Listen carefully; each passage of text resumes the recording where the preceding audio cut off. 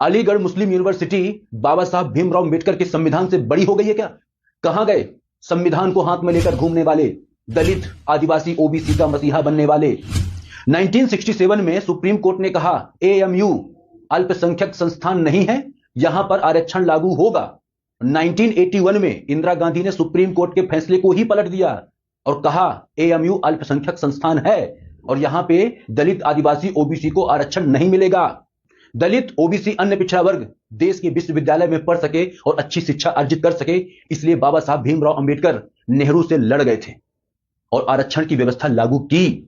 और आज देश का दुर्भाग्य है कि एक विश्वविद्यालय बोल रहा है कि हम आरक्षण लागू नहीं करना चाहते और देश के जितने भी मसीहा हैं, संविधान के संरक्षक, खामोश हैं। यह देश संविधान से चलेगा और संविधान से बड़ा कोई विश्वविद्यालय नहीं हो सकता। आपने रात के डिनर का और सुबह के ब्रेकफास्ट का अरेंजमेंट करना है। ठीक है सर। और सर वो जो कल मीटिंग के लिए चाय आएगी वो यहीं ऑफिस में बनवानी है या बाहर से मंगवानी है? Good question. ऐसा करेंगे कि चाय तो हम यही बनवा लेंगे, समोसे और गुलाब जामुन बाहर से मंगवा लेंगे। अब मैं आपको जरा सिटिंग प्लान समझा दूं। यहाँ सेंटर में बैठेंगे चेयरमैन साहब, यहाँ मिस्टर जैन और उनके साथ मिस्टर आहूजा, यहाँ गौतम जी होंगे, उनके साथ मैं। ये जो 4 आपको रेड पॉइंट्स दिखाई दे रहे हैं, यहाँ हम रखेंगे गुलाब जामुन और ये जो 4 ब्लू पॉइंट्स हैं, यहाँ समोसे। इन बिटवीन चाय रखी जा सकती है। Is everything clear?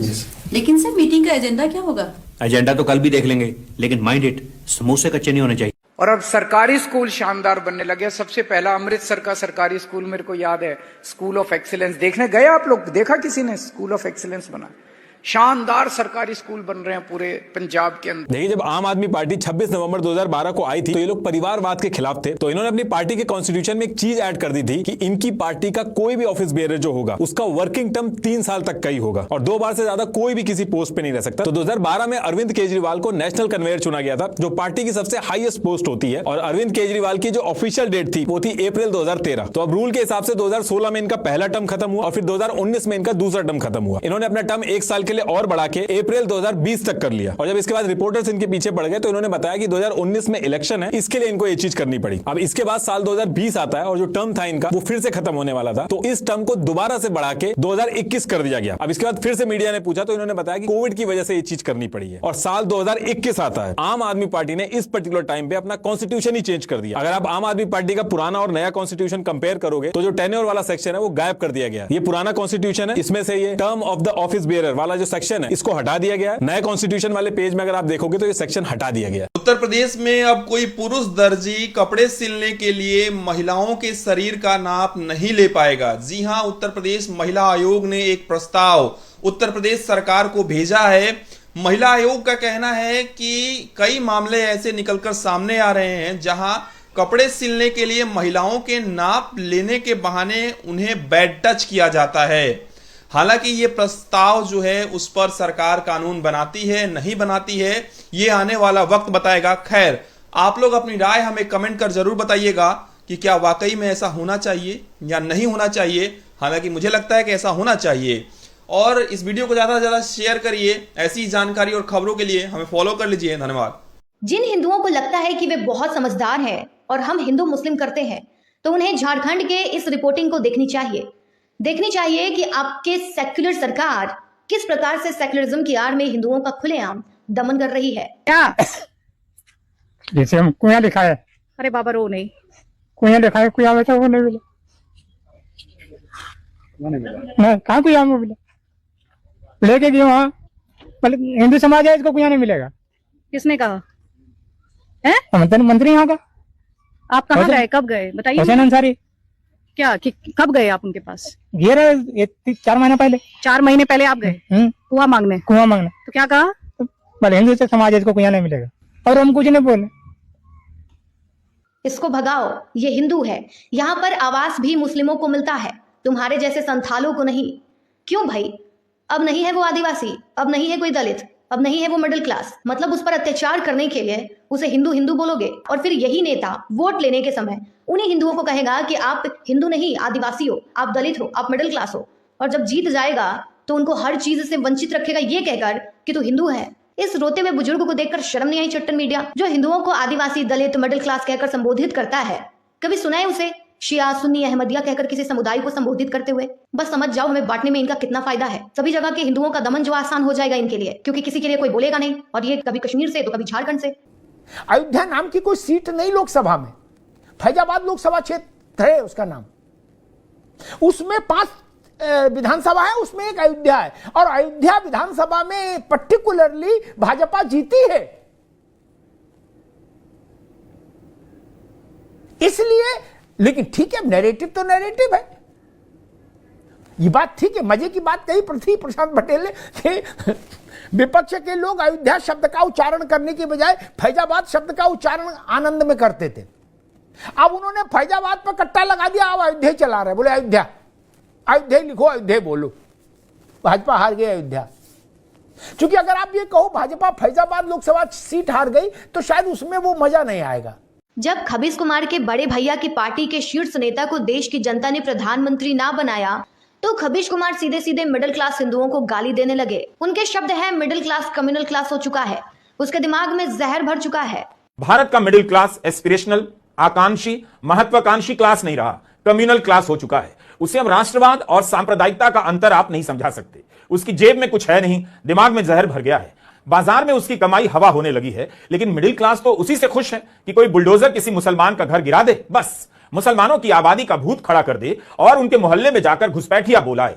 हम उस मिडिल क्लास के मुरझाने, सिकुड़ने की बात करने जा रहे हैं, जिसकी केवल कमाई नहीं सिकुड़ी है, उसकी सोच भी जंग खा चुकी है, भाषा भी कबाड़ हो चुकी है। अच्छा चट्टन पत्रकार महोदय, अब तक तो ये हिंदुओं को कम्युनल बोल रहे थे, और अब हिंदू में से मिडिल क्लास को चुनकर उनको कम्युनल बोल रहे हैं।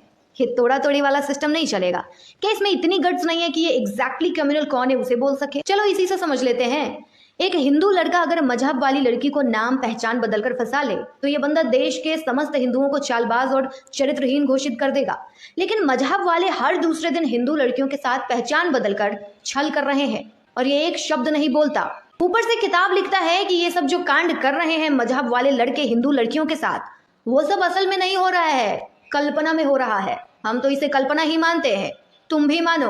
विरोधी पक्ष यानी कि शिवसेना, भारतीय जनता पार्टी है, हम मजबूती से आगे जा रहे हैं। हमारे पास चेहरा है, लीडर है, और कांग्रेस के पास चेहरा है। ये तो मतलब कांग्रेस को वोट देना मतलब अंधेरे में कूदना है। कौन बनेगा प्रधानमंत्री पता नहीं, कांग्रेस का ही बनेगा असंभव है, लेकिन फिर कौन? मुलायम सिंह बनेंगे, लालू बनेंगे, किसके हाथ में अपना देश जाए? 75 साल में पहली बार लोगों ने देखा है कि अगर सरकार ईमानदार हो जाए तो क्या कुछ नहीं हो सकता। देश की राजनीति में आम आदमी पार्टी एक ताजा हवा का झोंका है, इसे आगे बढ़ाना है। दिल्ली में हुए कामों को रुकने नहीं देना, इन्हें आगे बढ़ाना है। अभी और बहुत काम करने बाकी हैं। आम आदमी पार्टी देश की अकेली उम्मीद है, इस उम्मीद को कायम रखना है। एक मन्नत हरिद्वार में है, आप ये नाम पढ़िए जरा ऊपर ठीक से, मन्नत पंजाबी ढाबा, और लिखा हुआ है एकदम यहाँ पर वेजिटेरियन। हमने इस दुकान से एक पानी की बोतल खरीदी थी, 20 रुपए हमने उसके बदले पेमेंट किया, और यहाँ पर जब आप देखेंगे तो नाम आएगा, हमने जो पेमेंट किया समर राजपूत के नाम से। यहाँ पर आपको ठीक से दिखा देते हैं, ये उनका नंबर है, ये नाम है समर, MD समर। असली नाम क्या है? MD Samar son of Shakeel Ahmad. ये किसका नंबर? ये मालिक का ही है जी। मालिक का नंबर? जी जी मालिक का। अच्छा, मालिक का नाम क्या है आपके? समर राजपूत। समर राजपूत जी। सुनिएगा, समर राजपूत नाम है इनके मालिक साहब का, जो पंजाबी ढाबा चलाते हैं और 100% वेजिटेरियन है ना? जी जी, प्योर वेजिटेरियन, नॉन वेज नहीं? ना ना, बिल्कुल नहीं। और आपको असली नाम तो यहाँ दिखाई दिया होगा हमने, MD, उनका असली नाम है MD समर, उनके पिताजी का नाम है शकील अहमद। हम इसे जरा एक बार फिर से स्कैन करते हैं, इस QR कोड को जो इन्होंने अपने शॉप पे लगा रखा है, पर स्कैन किया, हम इन्हें फिर से 20 रुपए का पेमेंट करते हैं। हम आपको थोड़ा ब्लर कर देते हैं, देखिए 20 रुपए का हम पेमेंट कर रहे हैं।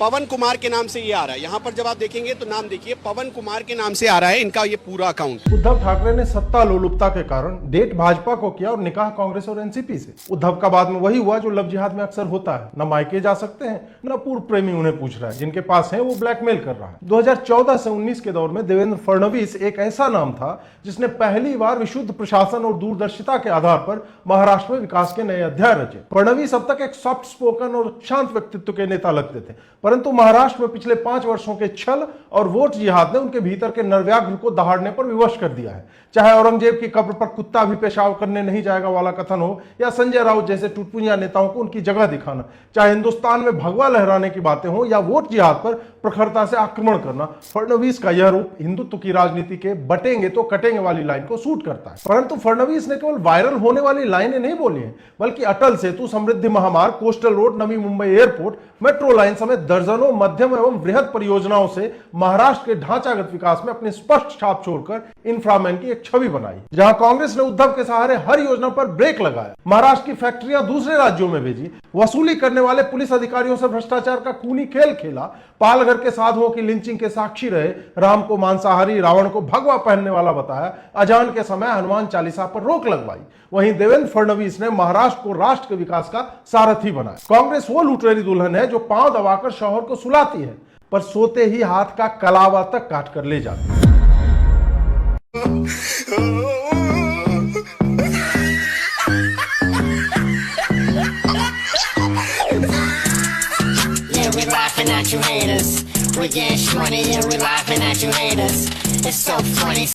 Bet you don't know this. आज मैंने अपने संतरों को मसल कर उसका रस निकाल दिया और वो कुछ ऐसा दिखता है। हमें तुम्हारे संतरे का रस नहीं पीना है, आप इसे जाकर अपने घर वालों को पिलाओ, खासकर भैया को और पापा को।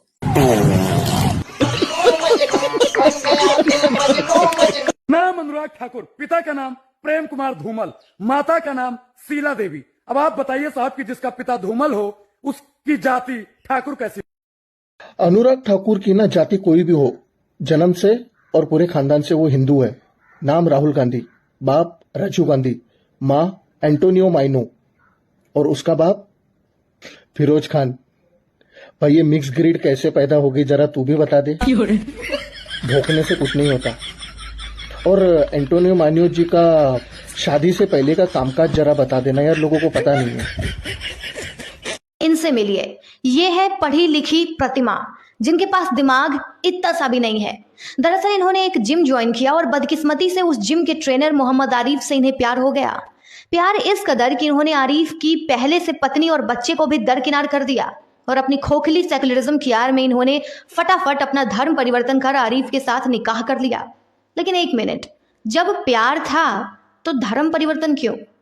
खैर, अब इनका कहना है कि इनके पास जो जमीन थी वो करोड़ों रुपए की थी, लेकिन आरिफ ने इसे महज 30 लाख में ही बिकवा दिया और वो पैसे भी लेकर फरार हो गया। अब इनके पास मात्र 500 रुपए है और अब ये दर दर की ठोकरें खा रही हैं। इनकी एक बेटी भी है और कहा यह जा रहा है कि ये प्रेग्नेंट भी है और अब इन्हें कुछ समझ नहीं आ रहा है कि कहाँ जाए।